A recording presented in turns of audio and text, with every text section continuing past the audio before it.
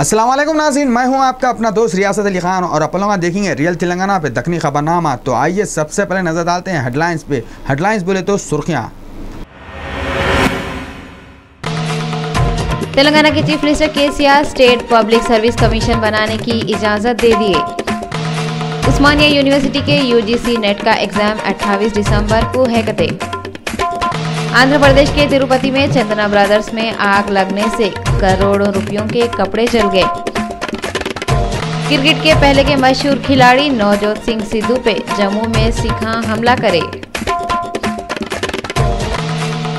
और बाहर के मुल्कों को जाने वालों पे पेश है रियल न्यूज की एक खास रिपोर्ट। अब खबरें तफसील से। रियासत तेलंगाना के chief minister KCR state public service commission बनाओ बोल के इजाजत दिए। ऐसा मालूम है रियासत तेलंगाना के चीफ मिनिस्टर के Chandrashekhar Rao state public service commission बनाओ बोल के इजाजत दे दिए। तेलंगाना के स्टेट पब्लिक सर्विस कमीशन बन गया। तेलंगाना का स्टेट पब्लिक सर्विस कमीशन बन गया तो रियासत में है 100 लोगों को नौकरियां मिलते कहते। BR अम्बेडकर ओपन यूनिवर्सिटी के प्रोफेसर जी चक्रापानी को Telangana state public service commission का चेयरमैन बनाए। किते की मीटिंग करने के बाद रियासत तेलंगाना के chief minister KCR Telangana state commission बनाओ बोल के इजाजत दिए और फाइल को गवर्नर कन भिजा दिए और chief secretary Rajeev Sharma commission बनाने के वास्ते एक नोटिस भी दिए। जुमेरात के दिन जी चक्रापानी TSPS के चेयरमैन की पोस्ट का हलफ ले लिए। जुमेरात के दिन रियासत आंध्र प्रदेश की असेंबली का सेशन शुरू हुआ, जिसमें TDP के MLA वेंकट रामन्ना को खिराज पेश करे। जुमेरात के दिन रियासत आंध्र प्रदेश की असेंबली की कार्रवाई 5 दिनों के वास्ते शुरू हुई और असेंबली की कार्रवाई शुरू होते ही तिरुपति के MLA वेंकट रमन्ना को खिराज पेश करे, जिनका इलाज चलते वक्त अपोलो हॉस्पिटल में इंतकाल हो गया था। रियासत आंध्र प्रदेश के चीफ मिनिस्टर चंद्रबाबू नायडू और अपोजिशन के लीडर YS जगनमोहन रेड्डी उनको खिराज पेश करे। उसके बाद असेंबली में पिशावर में बनने वाले स्कूल के बच्चों को भी खिराज पेश करे और असेंबली से पहले BAC की मीटिंग भी हुई।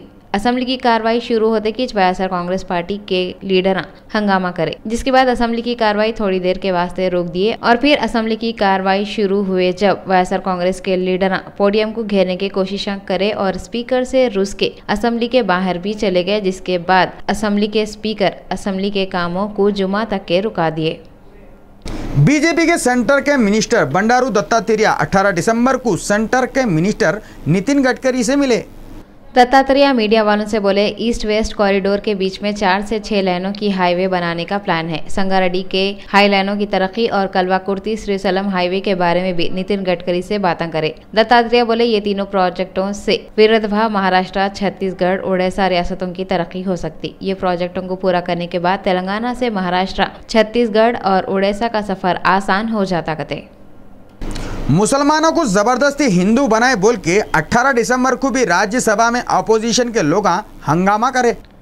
गरीब मुसलमानों को लालच देके और डरा धमका के हिंदू बनाए बोल के राज्यसभा में जुमेरात के दिन भी जबरदस्त बलवा पुकारा हुआ। अपोजिशन वाले ये बारे में PM मोदी बयान देना बोल के हंगामा करे। उस पे वेंकैया नायडू अपोजिशन वालों को समझाने के वास्ते ये बोले, मजहब की तब्दीली के मसले पे होम मिनिस्टर जवाब देंगे। उनकी ये बात सुन के लोग और भी चीखम चाक शुरू कर दिए। अपोजिशन पार्टी के लोग ऐवान के बीच में आके हुकूमत के खिलाफ नारे लगाए। वो लोग ये बोले, जब तक कि ये मसले पे PM बयान नहीं देते वो लोग एहतजाज करते रहते कहते। बीजेपी के अरुण जेटली औंटते हुए बोले, अपोजिशन ये तय नहीं कर सकती कौन जवाब देना कौन नहीं देना। उनकी ये बात जलते पे तेल डाले जैसा हो गई।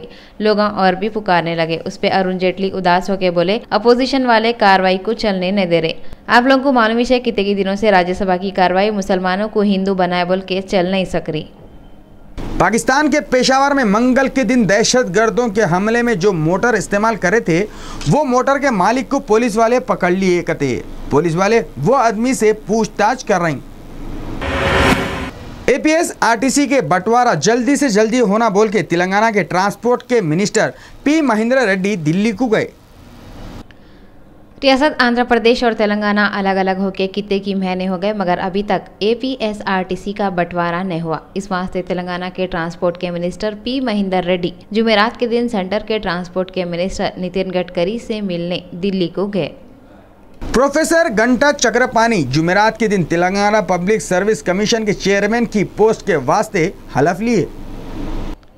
चीफ सेक्रेटरी राजीव शर्मा जुमेरात के दिन प्रोफेसर घंटा चक्रापानी को तेलंगाना पब्लिक सर्विस कमीशन के चेयरमैन की पोस्ट का हलफ दिलाए और उनके साथ दूसरे 2 मेंबर भी हलफ लिए। उसके बाद चक्रापानी गन पार्क को जाके तेलंगाना के वास्ते शहीद हुए 100 लोगों को खिराज पेश करे और मीडिया वन से बातें करते हुए उन्होंने बोले कि रियासत तेलंगाना से बेरोजगारी दूर करने के वास्ते उन्होंने हलफ लिए कते।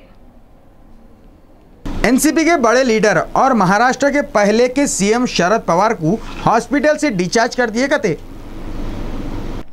एनसीपी के सदर शरद पवार 5 दिसंबर को उनके दिल्ली के घर में पांव फिसल के गिर गए थे, जिससे उनकी टांग में फ्रैक्चर आ गया था। शरद पवार को एम्बुलेंस में डाल के मुंबई के ब्रिज कैंडी हॉस्पिटल को लाए थे। वहां पे उन्होंने करीब 2 हफ्ते रह के अब अपने घर को चले गए। उन्होंने सेहतमंद हो गए बोल के उनकी पार्टी के लोग खुश हुए।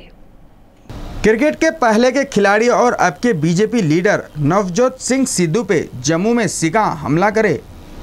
नवजोत सिंह सिद्धू क्रिकेट के मैदान में जबरदस्त खेल के इनामा लेते थे। उन्होंने comedy nights with Kapil program में उल्टे सीधे शेरां सुना के भी वाहवाही हासिल करते रहते, मगर सियासी मैदान में गेम्स और आर्ट के मैदान में कितना फर्क है ये उनको 18 दिसंबर को मालूम हुआ होगा। जम्मू कश्मीर असेंबली इलेक्शन के 5वें और आखिरी पोलिंग में सिखों के ज्यादा वोटा मिलना बोल के बीजेपी हाईकमान उनको जम्मू के बोर कैंप के जलसे में तकरीर करने भेजी। ये बोर कैंप बॉर्डर कने है, यहाँ पे सिखा बहुत है। नवजोत सिंह सिद्धू कारों का काफिला लेके ये समझ के बोर कैंप को गए। उनको देख के सरदार जियां खुश होंगे। उनके बोलने पे बीजेपी को वोटा देंगे। सिखा बीजेपी को वोटा देते या नहीं देते ये तो नहीं मालूम, मगर सिद्धू और उनके साथ जो कारण थे उस पे फतरे और लाठियां बरसाना शुरू करे और सिद्धू के खिलाफ नारे लगाए। फतरमबाजी में मोटरों के ऐने चिंदियां हो रहे थे। इससे पहले के एक आध बंडा सिद्धू पे पड़े, उन्हों और उनके साथ जितने भी लोग आए थे मोटरा भगा के निकल गए। सिखा सिद्धू पे कई को इतना गुस्से में है बोले तो उन्होंने नवंबर के महीने में दिल्ली में एक ऐसा बयान दिए थे कहते जिससे सिखों के मजहब की तौहीन हुई और उन लोगों के दिलां टूटे कहते।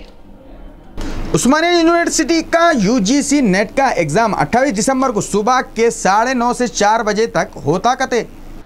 28 दिसंबर को उस्मानिया यूनिवर्सिटी की तरफ से नेट का एग्ज़ाम हो रहा और ये एग्ज़ाम देने वाले स्टूडेंटों को ये एग्ज़ाम की और सेंटर के बारे में जो कुछ भी डिटेल मालूम करना है वो लोग www.usmania.ac.in या नहीं तो फिर www.apset.org पे जाके डिटेल मालूम कर ले सकते। यूजीसी नेट के coordinator professor B Rajeshwar Reddy बोले पूरे स्टूडेंट सुबह में 9 बजे तक एग्ज़ाम हॉल को आ जाना और 9:50 के बाद जो भी स्टूडेंट आएंगे उन लोगों को एग्जाम हॉल में आने नहीं देते कहते। सुप्रीम कोर्ट वाले 18 दिसंबर को तमिलनाडु की पहले की सीएम जयललिता की जमानत की तारीख में इजाफा करते हुए 18 अप्रैल 2015 कर दिए। तमिलनाडु के पहले के चीफ मिनिस्टर जयललिता के ऊपर आमदनी से ज्यादा दौलत रखने के बारे में एक केस चल रहा। सुप्रीम कोर्ट वाले कर्नाटक हाई कोर्ट को हिदायत देते हुए बोले कि उनके मुकदमे की सुनवाई के वास्ते एक अलग बेंच बनाओ और सुप्रीम कोर्ट वाले ये भी बोले रोजाना केस की सुनवाई करते हुए केस को जल्दी से जल्दी हल करो। जूपल्ली कृष्णा राव 18 दिसंबर को इंडस्ट्री की मिनिस्ट्री के पोस्टों के वास्ते हलफ लिए और जिम्मेदारी भी संभाल लिए। जुमेरात के दिन जूपल्ली कृष्णा राव रियासत तेलंगाना के इंडस्ट्री के मिनिस्टर की पोस्ट का हलफ लेते हुए अपनी जिम्मेदारी संभाल लिए। उन्होंने बोले इंडस्ट्रियों को तरक्की देने से लोगों को काम मिलेंगे। जूपल्ली बोले औरतों की आमदनी बढ़ाने के वास्ते छोटे मोटे इंडस्ट्रियां बनाएंगे और हैंडलूम की चीज़ें हुकूमती खरीदी करते और ऐसे इंडस्ट्रियां बनने से बुनकरां अपने जाना नहीं देंगे। गन्ने के खेता वालों की मदद करने के वास्ते शक्कर के फैक्ट्रियों को भी मजबूत करते बोल के जूपल्ली कृष्णा बोले। ఈ రోజున తెలంగాణ రాష్ట్రం వచ్చిన తర్వాత నిరుద్యోగ యువత కూడా ఈ రాష్ట్ర ప్రభుత్వం మా యొక్క కష్టాలను దూరం చేస్తుంది, మాకు ఉపాధి అవకాశాలు పెరుగుతాయనేటువంటి ఆలోచనతో ఉన్నారు। तेलंगाना के डिप्टी सीएम और हेल्थ मिनिस्टर राजा 18 दिसंबर को गांधी हॉस्पिटल के डॉक्टरों से बातें करते हुए बोले स्वाइन फ्लू का अच्छे तरीके से इलाज करो।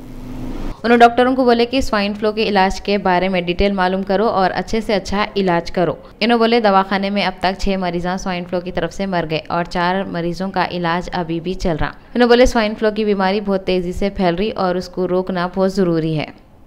बदनाम दहशतगर्द हाफिज सईद पेशावर हमले के वास्ते इंडिया और खासतौर पे पीएम नरेंद्र मोदी को जिम्मेदार बोल रहे हैं।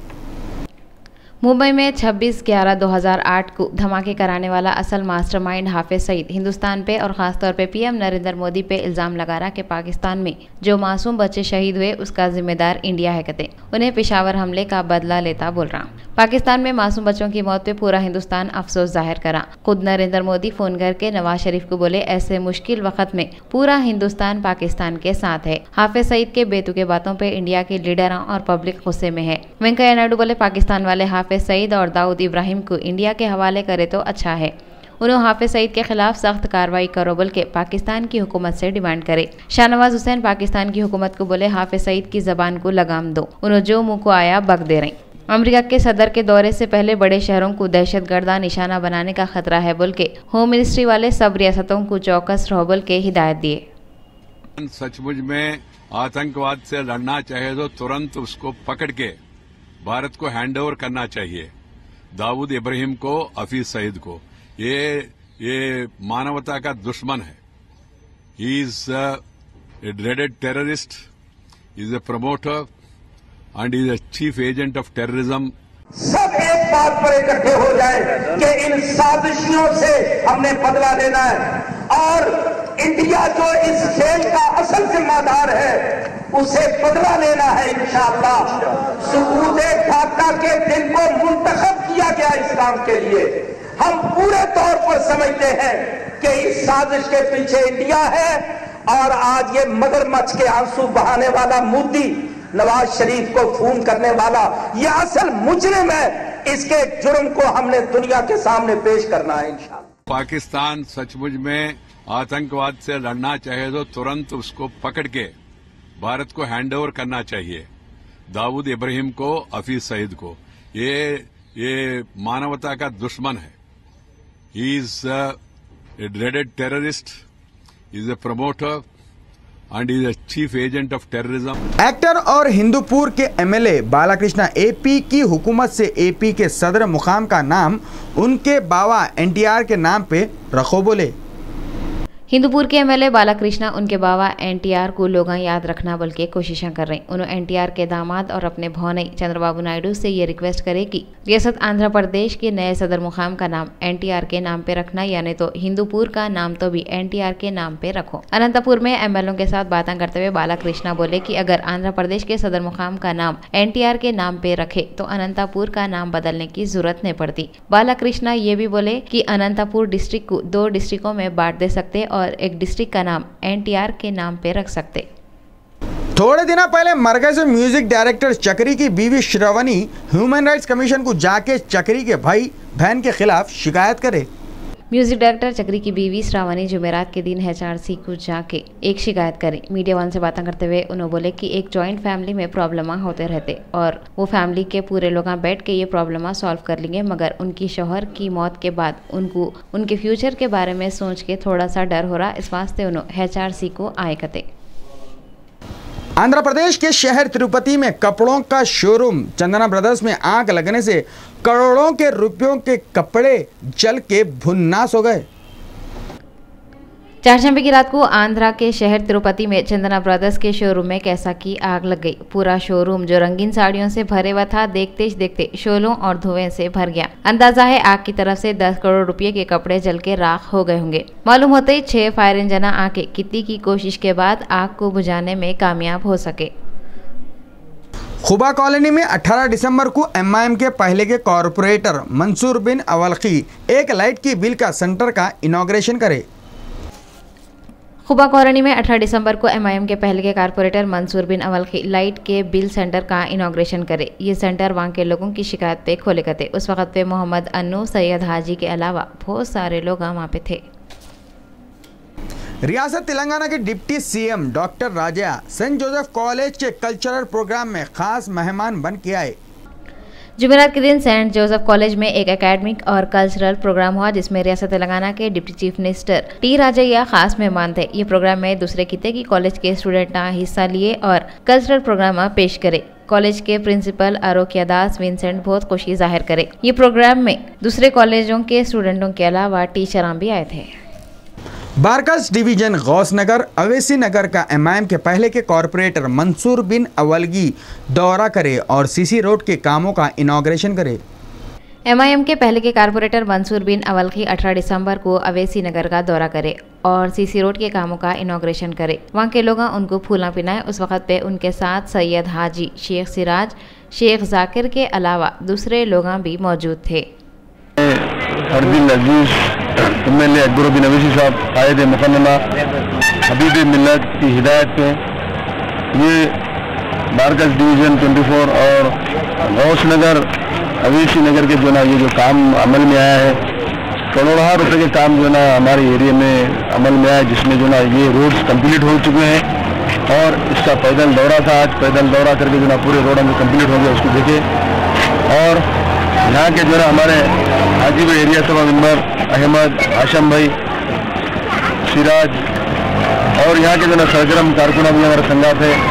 और मजलिस इत्तेहादुल मुस्लिमीन, मैं हमेशा कहता हूँ कि मजलिस इत्तेहादुल मुस्लिमीन ये आपकी अपनी जमात है। मजलिस इत्तेहादुल मुस्लिमीन के साथ रहिए, ऐसे काम आते रहेंगे और दीगर और ऐसे काम आते रहेंगे। रोड का, ड्रेन का जो कंप्लीट होगा काम, और बहुत सारे काम बाकी वो भी काम आएंगे, अंडर प्रोसेस है, वो भी काम हम जो है आते रहेंगे। एक के बाद दीगर काम आते रहेंगे। मजलिस इत्तेहादुल मुस्लिमीन के साथ रहिए, ये आपकी अपनी जमात है। मैं और पूरे गौस नगर की तरफ से और जो ना ये अवेसी नगर के जो काम कंप्लीट हुए उसकी तरफ से, पब्लिक की तरफ से, मजलिस इत्तेहादुल मुस्लिमीन का, हमारे हबीब मिल्लत अकबरुद्दीन अवैसी साहब का, हमारे नकीब मिल्लत सदर मोहतरम बैरिस्टर असदुद्दीन नबी साहब का भी पूरी बस्ती वालों की तरफ से शुक्रिया। पाकिस्तान में हुए सो हमले के बाद हैदराबाद में भी हाई अलर्ट कर दिए और अफजलगंज पुलिस स्टेशन के एरिया में MGBS पे पुलिस चेकिंग कर रही। अफजलगंज के पुलिस वाले महात्मा गांधी बस डिपो में पैसेंजरों को चेकिंग करे और बोले अगर कोई भी आदमी पे शक हुआ तो उसको गिरफ्तार करते करते। पुलिस वाले लोगों से ये भी बोले कि अगर कुछ भी प्रॉब्लम है तो 100 पे फ़ोन करके पुलिस को इत्तला दे सकते। महात्मा गांधी बस स्टेशन ये तेलंगाना में बढ़िया बस स्टेशन है। इसमें हर जगह से, हर स्टेट से पब्लिक आते जाते।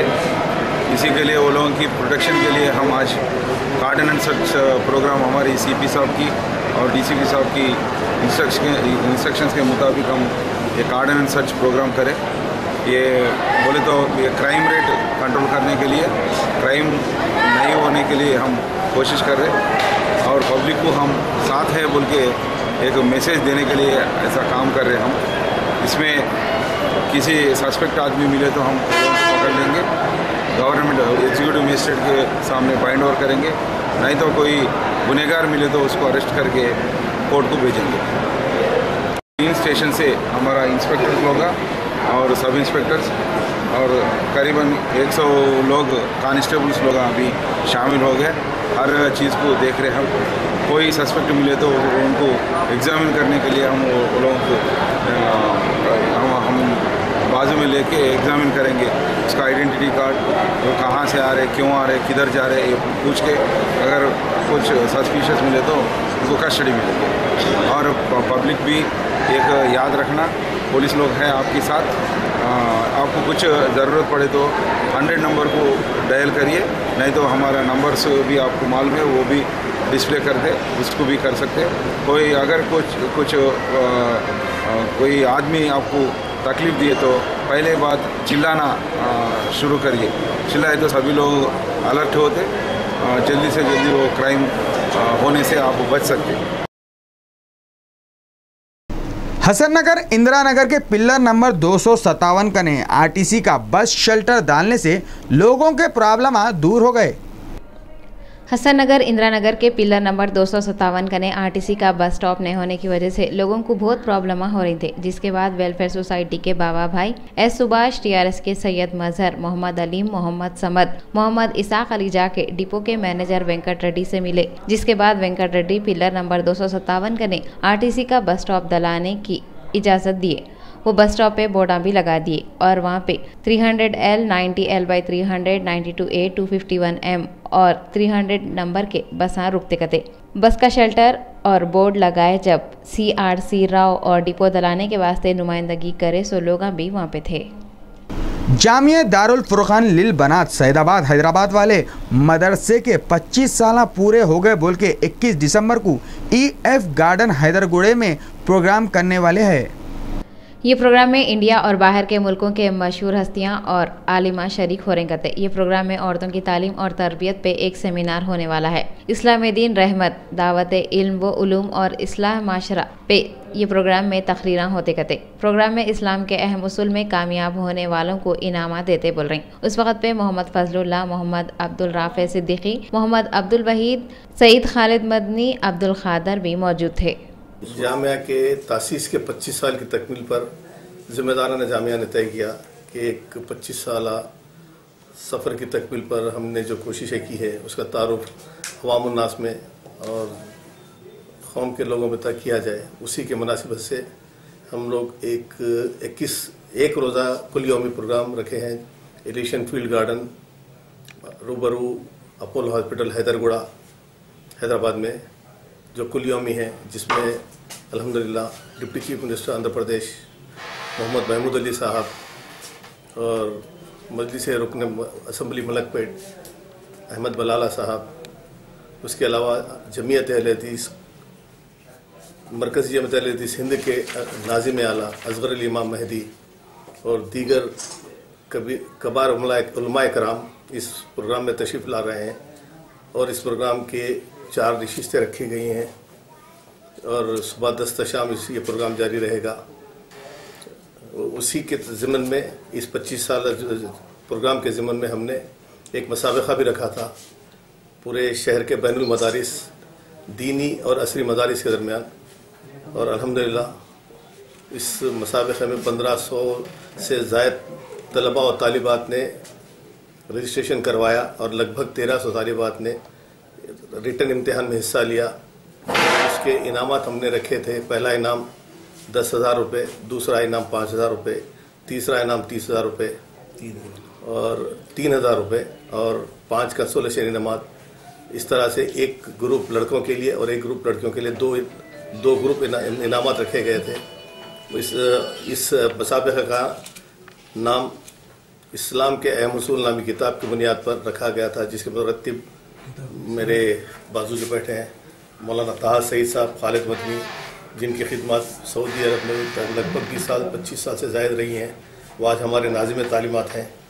उनकी इस किताब की पजीराई बहुत अच्छी ढंग से हो रही थी, तो उसी की बुनियाद पर हमने मुसाबका रखा और अल्हम्दुलिल्लाह ये मुसाबका बड़ी कामयाबी से तकमील हुआ, जिसके 9 सेंटर्स शहर हैदराबाद और सिकंदराबाद में रहे। 9 सेंटर पर मुसाबका हुआ और तमाम तालिबात ने हिस्सा लिया। उसी के इनामात भी इसी एक रोज़ा कुल यौमी इजलास में हम लोग तकसीम करेंगे। चाहे औरत हो या आदमी, हर एक जना अच्छी ज़िंदगी गुजारना चाहता। इसके वास्ते उन्हें अपने घर बार, अपने रिश्तेदार, अपने दोस्तां, यहाँ तक कि अपने वतन भी छोड़ देता। बाज़ लोग खुश नसीब रहते जिनको मंजिल मिल जाती, थोड़े लोग मंजिल की तलाश में खैद से भी बदतर जगह चले जाते। पेश है ऐसी लोगों के बारे में एक खुसूसी रिपोर्ट जिनकी ज़िंदगी अजाब बनी हुई है।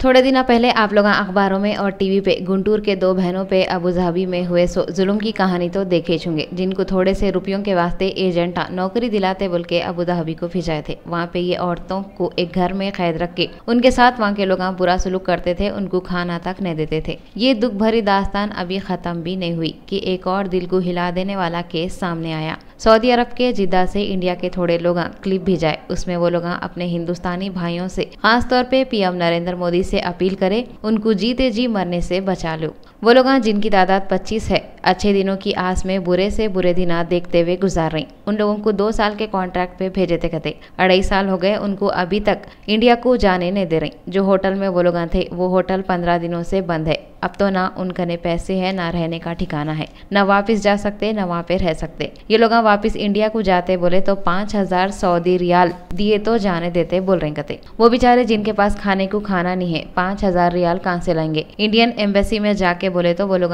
केयर नहीं कर रहे कहते, उल्टा मशवरा दे रहे हैं लेबर कोर्ट को जाओ। परदेश में परेशानी में फंसे हुए ये गरीबा लेबर कोर्ट में केस कैसा कर सकते। केस ऐसी बोलते थोड़ी हो जाता, पैसा और वक्त खर्चा करना पड़ता। उन लोगों के पास ना तो पैसा है और ना ये लोग वहाँ पे ज़्यादा दिन रुक सकते। ये बेचारे न मालूम कैसे कैसे सुनहरी ख्वाबां देख के बाहर गए थे होंगे। कोई अपने बहनों के शादियां हो जाना बोल के गया होगा, कोई अपने बूढ़े अम्मा बाबा का इलाज अच्छा होना बोल के गया होगा, कोई ये सोच के गया होगा कब तक किराए के घरों में इधर से उधर सामाना उठाते हुए फिरेंगे, अपना जाती छोटा मोटा घर बना लेंगे। कोई ये सोच के गया था होगा थोड़े दिन दूर रह के कमा लेंगे, उसके बाद अपने शहर में खुद का कारोबार कर लेंगे। मगर जैसा ऐने पे पत्थर गिर गया तो ऐने का हाल हो जाता, वैसी ये बेचारों के ख्वाबां टुकड़े टुकड़े हो गए हुए हैं। हम अल्लाह ताला से दुआ कर रहे हैं अल्लाह पाक अपने फजलो करम से उन लोगों के परेशानियां दूर करके उनको खैर खूबी से वतन वापस भिजा दे। हम हुकूमत से भी ये अपील कर रहे हैं जल्दी से जल्दी वो बेसहारा लोगों को इंडिया लाने की कोशिश करें। आखिर में हम अपने मुल्क के नौजवानों से और बहनों से ये भी बोलना चाह रहे हैं, आप में जो जो सलाहियत हैं उसका इस्तेमाल अपने वतन में करके तरक्की करने की कोशिश करो। अगर जाना है तो अच्छी तरीके से मालूमात हासिल करके जाओ। एजेंटों को आपके फ्यूचर से ज्यादा जेब भरने की फिक्र रहती। आंख बंद करके एजेंटों पे भरोसा न करो। अल्लाह हम सब की हिफाजत फरमाए, आमीन। आए थे जिद्दा में, आके 2.5 साल हो गए हमारे को यहाँ पे, और 2.5 साल के बाद हमारे को घर जाने का कोई रास्ता नहीं है। इससे पहले हम लोगों को बोले थे कि 2 साल का कॉन्ट्रैक्ट है, अभी 2.5 साल हो गए तो हमारे को रूम पे बिठा दिया है। 15 दिन हो गए होटल को बंद हुए। हमारे पास कोई खाने का पैसा नहीं है, कोई रहने का ठिकाना नहीं है। 2-4 दिन में यहाँ पे बिजली का बिल भी कट हो जाएगा।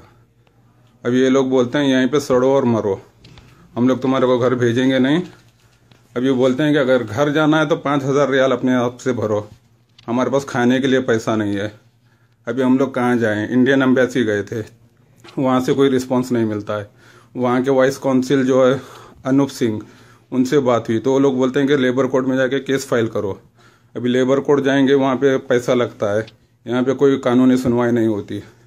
अभी इसीलिए हम लोग एक मजबूरी में क्लिप बना के भेज रहे हैं इंडियन गवर्नमेंट के पास, इंडियन मीडिया के पास, फॉरेन मिनिस्टर नरेंद्र मोदी जी, उनको ये मैसेज पहुंचना चाहिए, भाई लोग हमारी मदद करो, हम लोग बहुत परेशान। आज हमसे 5,000 रियाल मांगा जा रहा है और टिकट भी लाओ बोले। ठीक है, हमारा काम किया हुआ पैसा अभी तक हमारे को दिया नहीं है। खाने के लिए हम लोग पता नहीं किस तरह से खा पी रहे हैं, या अल्लाह बेहतर जाने।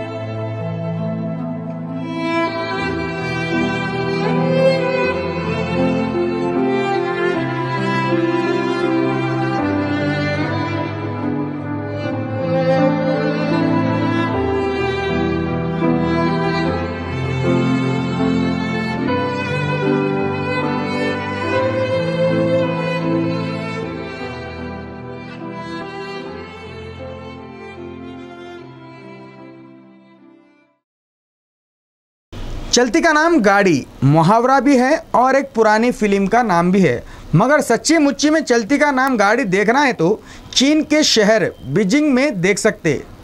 चीन के शहर बीजिंग में एक आदमी बगैर विंडो स्क्रीन के ऐसी खटारा लारी लेके निकल रहा। ये गाड़ी के तरफ से उन्हें खुद ही एक नमूना बन जा रहा। अच्छा, लारी तो लारी, उन्हें खुद भी सब ड्राइवरों से अलग है।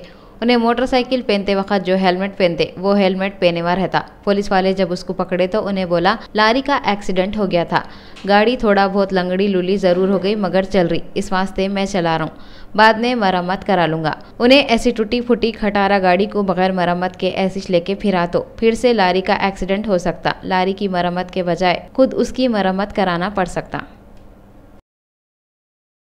बॉलीवुड एक्ट्रेस करीना कपूर अजहरुद्दीन पे बन रही सो फिल्म में उनकी बीवी का रोल कर रहे थे। बॉलीवुड एक्ट्रेस करीना कपूर अजहरुद्दीन पे बन रही सो फिल्म में उनकी बीवी संगीता बिजलानी का रोल कर रही कते। ऐसा मालूम हुआ अजहरुद्दीन की जिंदगी पे बन रही सो ये फिल्म में करीना कपूर उनकी बीवी का रोल कर रही और अजहरुद्दीन का रोल इमरान हाशमी कर रही। अजहरुद्दीन 99 टेस्ट मैचों में 6000 से ज्यादा रन बनाए, जिसमें 22 सेंचुरियां हैं। फिर वक्त करीना कपूर नए साल की छुट्टियां मनाने के वास्ते अपने शौहर सैफ अली खान के साथ इंडिया के बाहर के मुल्क को गए हुए है। आखिर में अपना फिर एक बार देखेंगे हेडलाइंस। तेलंगाना के chief minister KCR state public service commission बनाने की इजाजत दे दिए। उस्मानिया यूनिवर्सिटी के यूजीसी नेट का एग्जाम 28 दिसंबर को है कते। आंध्र प्रदेश के तिरुपति में चंदना ब्रदर्स में आग लगने से करोड़ों रुपयों के कपड़े जल गए। क्रिकेट के पहले के मशहूर खिलाड़ी नवजोत सिंह सिद्धू पे जम्मू में सिखा हमला करे। और बाहर के मुल्कों को जाने वालों पे पेश है रियल न्यूज की एक खास रिपोर्ट। नाज़रीन, रियल तेलंगाना में आज बस इत्तेज। अपने दोस्त रियासत अली खान को दीजिए इजाजत। अल्लाह हाफिज।